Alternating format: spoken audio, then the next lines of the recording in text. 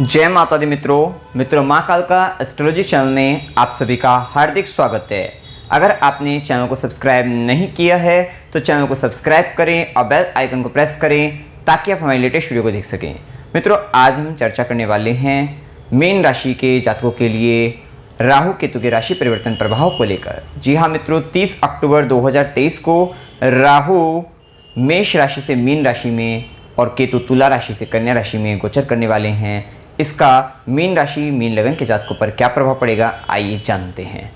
मित्रों, मीन राशि या मीन लगन का अगर आपका है तो यहाँ पर अभी राहु का गोचर द्वितीय भाव में चल रहा था और केतु का गोचर अष्टम भाव में चल रहा था। अभी तक आप देख रहे थे क्योंकि राहु आपके लिए कुंभ राशि के स्वामी होने के कारण द्वादशीश बनकर आपके व्ययश बनकर आपके धन स्थान में गोचर कर रहे थे। आपने पाया है कि पिछले 1.5 सालों के अंतर्गत आपका संचित धन में हानि हुई है, या ये कह सकते हैं आपने बहुत बड़े इन्वेस्टमेंट की हैं और जिसके कारण कहीं ना कहीं पारिवारिक दृष्टि से परिवार की हानि भी आपने देखी है। हो सकता है परिवार में से किसी की विदाई हो चुकी हो, ये भी स्थिति आपने देखी है।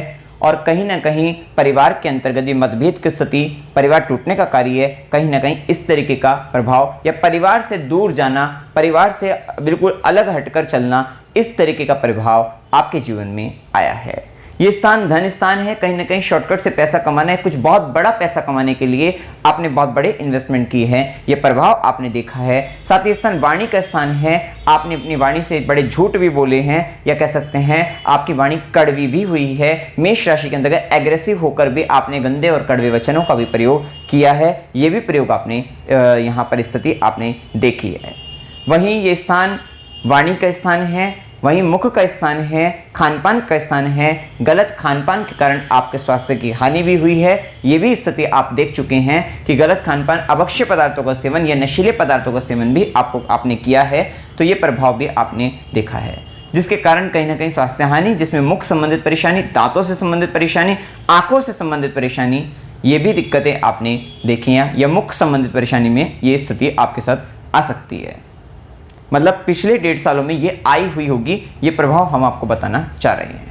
वहीं राहु के प्रभाव में राहु की दृष्टि छठे भाव पर विशेषतः सिंह राशि भी है। शत्रु बार बार आए हैं, आपने उनको हराया है, बार बार आपके ऊपर एलिगेशन वगैरह या इस तरीके के कुछ रुकावटें बाधाओं के कारण या शत्रु बाधा के कारण परेशानी आई है, कोर्ट केस इत्यादि, तो वहां पर भी आपका पक्ष मजबूत रहा है, तो ये एक स्थिति देखने को आपको मिली है। मामा मौसी से भी थोड़ा संबंधों में परेशानी आपने देखी थी, तो ये प्रभाव आपने देखा है।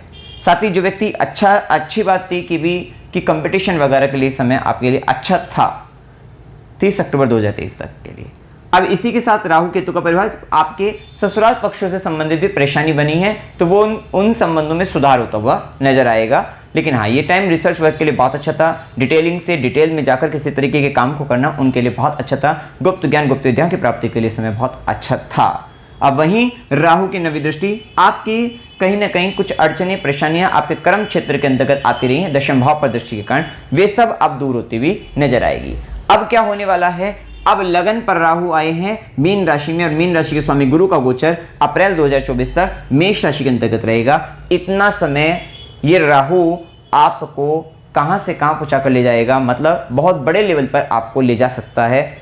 ये एक स्थिति, अच्छी स्थिति आपको देखने को मिलेगी। विशेषतः इस समय लगन पर राहु डिजायर लेवल काफी ज्यादा रहेगा और यहाँ पर डिजायर लेवल बहुत अधिक रहने वाला है और सिर पर थोड़ा बोझ भी देखने को मिलेगा, क्योंकि आप अपने आप को इतना फैलाएंगे, आप अपने आप को इतना आगे बढ़ाने वाले हैं, जिसके कारण सर पर प्रेशर तो आपको बनाएगा राहु, क्योंकि ये आपको बैठने नहीं देगा। माइंड में कहीं ना कहीं बहुत सारे विचार, बहुत सारे थॉट्स आपके माइंड में चलते रहेंगे। कहीं ना कहीं मन की शांति, कहीं ना कहीं शारीरिक दृष्टि से थोड़ी दिक्कतें बन सकती है, तो थोड़ा हेल्थ पर भी ध्यान रखना है, मानसिक शांति पर भी ध्यान रखना है। लेकिन हाँ, आपको बहुत अच्छे आइडियाज़ देगा, आपको आगे बढ़ाने के लिए और टॉप पर ले जाने के लिए ये एक बहुत अच्छा समय आपके लिए रहने वाला है। अब देखिए, राहु का प्रभाव मीन राशि में लगन पर कहीं ना कहीं मुक्ति की कामना भी आप करते हुए नजर आएंगे, बहुत सारी चीज़ों से मुक्त होते हुए भी नजर आएंगे। उसके लिए इच्छा आपकी जागृत रहेगी, मुक्त होने से संबंधित भी, साथ साथ हॉस्पिटल से रिलेटेड भी कुछ संबंध आएंगे कि आप हॉस्पिटल से रिलेटेड कुछ डिजायर, मतलब हो सकता है कि आप हॉस्पिटल से रिलेटेड कुछ वर्क करें,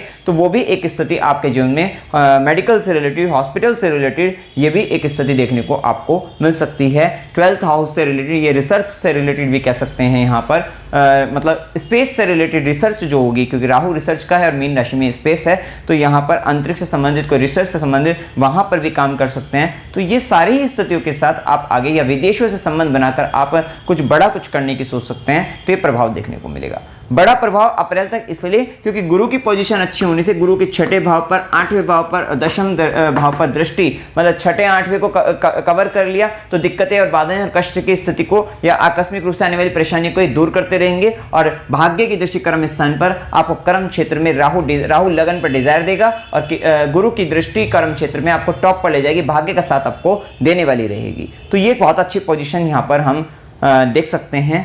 वहीं राहु का प्रभाव लगन पर रहेगा, तो बस ध्यान रखना है कि आपको थोड़ा किसी की निर्णय लेने से पहले थोड़ा सा सोच लेना है, किसी से पूछ लेना है, थोड़ा ये बात का आपको ध्यान रखना है। क्योंकि माया, वैसे तो माया आपको फैलाना इस समय काफ़ी ज़्यादा आता होगा इस समय के अंतर्गत, लेकिन कहीं ना कहीं उस माया में आप स्वयं ही उलझ ना जाओ, इस बात का आपको ध्यान रखना है। इसके लिए क्योंकि हो सकता है जन्म कुंडली में दशा अंतर्दशा या ग्रह की स्थिति अच्छी ना हो, और जिसके कारण ये राहु आपको डिजायर इतना दिख दे, जिसके कारण हो सकता है आपको टॉप पर ले जाकर आपको डाउन, मतलब आपको नीचे फेंक दे। इस तरीके का भी ध्यान आपको रखना है कि कोई भी निर्णय लेते हैं तो थोड़ा सोच समझकर ध्यान से ही आपको लेना है। वहीं क्योंकि राहु आपको बहुत अधिक डिजायर भी देगा, जिद भी देगा, लेकिन हाँ यहाँ पर थोड़ा मानसिक रूप से अशांति के कारण थोड़ा चिड़चिड़ापन भी आपके जीवन में आ सकता है। वहीं राहु की दृष्टि आपके पंचम भाव पर भी रहेगी। देखो वैसे तो यहाँ पर अच्छे रिजल्ट आपने देख ही लिए हैं कि काफ़ी अच्छे रिजल्ट आपको मिल रहे हैं कर्म स्थान के अंतर्गत, खासकर अप्रैल तक। 1.5 साल के पीरियड में ही अप्रैल तक बहुत अच्छे रिजल्ट दे सकता है आपको। जब तक गुरु की पोजीशन अच्छी है तब तक ही बहुत अच्छे रिजल्ट आपको देगा, लेकिन इसके बाद आगे की स्थिति थोड़ा बदल जाएगी, क्योंकि गुरु तृतीय भाव में जाएंगे। तो यहाँ पर फिर आपको थोड़ा संभल कर चलना है, क्योंकि राहु और अधिक डिजायर देगा, लेकिन उस समय आपको इस राहु को नियंत्रण में रखना है। राहु की दृष्टि से थोड़ा आपके, अगर आप स्टूडेंट हैं तो थोड़ा दिक्कतें आपको एजुकेशन में आ सकती है, कंसंट्रेशन रिलेटेड प्रॉब्लम आ सकती है आपको अपने। अगर यहाँ पर देखा जाए तो बड़े लोगों को बच्चों से संबंधित परेशानी बन सकती है। निसंतान के लिए, संतान प्राप्ति के लिए समस्या, और अगर संतान है तो संतान के साथ संबंधों में या संतान से संबंधित, संतान के स्वास्थ्य से संबंधित परेशानी, संतान को लेकर थोड़ी चिंतित रह सकते हैं। कहीं ना कहीं प्रेम संबंधों में भी उतार चढ़ाव देखने को मिलेंगे। और वहीं राहु की दृष्टि सप्तम पर, एक बात का ध्यान रखिए, ये लगन पर राहु जो आया है वो सेल्फ ग्रोथ के लिए आया है, अपने आप को ऊंचा उठाने के लिए आया है। तो कहीं ना कहीं जीवन के बाकी क्षेत्रों को अगर हम देखें, चाहे वो दाम्पत्य जीवन हो, चाहे वो बच्चों से संबंधित हो, चाहे वो प्रेम संबंध हो, चाहे वो पिता की स्थिति हो, तो वहां पर क्योंकि राहु पंचम भाव में बच्चों की या प्रेम संबंधों की, सप्तम भाव में आपके लाइफ पार्टनर की, वहां रिलेशनशिप में थोड़ा प्रॉब्लम कर सकता है। और वहीं आपके नवम भाव पर दृष्टि डालकर पिता से भी थोड़ी दिक्कतें दे सकता है, पिता के स्वास्थ्य में हानि। मतलब कहीं ना कहीं सेल्फ का समय ज्यादा है, सेल्फ के बारे में ज़्यादा सोचने का समय है, सेल्फ ग्रोथ का टाइम ज़्यादा रहेगा अपने।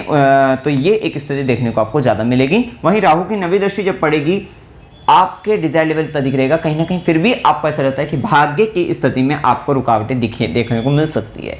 लेकिन जब तक गुरु की नवी दृष्टि कर्म स्थान पर है, जो काम करोगे भाग्य का साथ जरूर मिलेगा, ये एक पॉजिटिव रहेगा। तो थोड़ा पिता और गुरु से मतभेद करने से बचना है। उनके स्वास्थ्य में अगर परेशानी बनते तो वहां पर थोड़ा सेवा के भाव से आपको जुड़े रहना है। तो ये एक स्थिति आपके जीवन में आपको देखने को मिलेगी। अब उपाय आपको क्या करनी चाहिए? ओम चंडिकाय नमः, इस मंत्र का जाप करने से आपका राहु बैलेंस रहेगा, इस बात का ध्यान रखना है। ओम नमो भगवते वासुदेवाय, 1.5 साल तक अब इन दोनों मंत्रों को आपको करते रहना है, इनको छोड़ना नहीं है। सूर्यास्त के बाद विशेष तौर पे आपको इन दोनों मंत्रों का जाप एक एक माला आपको अवश्य करनी चाहिए प्रतिदिन। साथ ही गाय को खीर व जल पिलाना चाहिए। तो ये आप अमावस्या आपको करते रहना है। वहीं बंदरों को केले खिलाने चाहिए, कुत्ते मछलियों की सेवा करनी चाहिए, पक्षियों को आपको दाना डालते रहना चाहिए। थोड़ा पार्टनर से असंतोष रहेगा आपको, लाइफ पार्टनर, बिजनेस पार्टनर से, तो ये एक स्थिति देखने को मिल सकती है आपको। तो थोड़ा सा अपने आपको बैलेंस बनाए रखना है। आपको जो उपाय बताए हैं, बंदरों को केले खिलाना है, स्ट्रीट डॉग की सेवा करते रहना है, जिससे केतु से संबंधित दिक्कतों से आप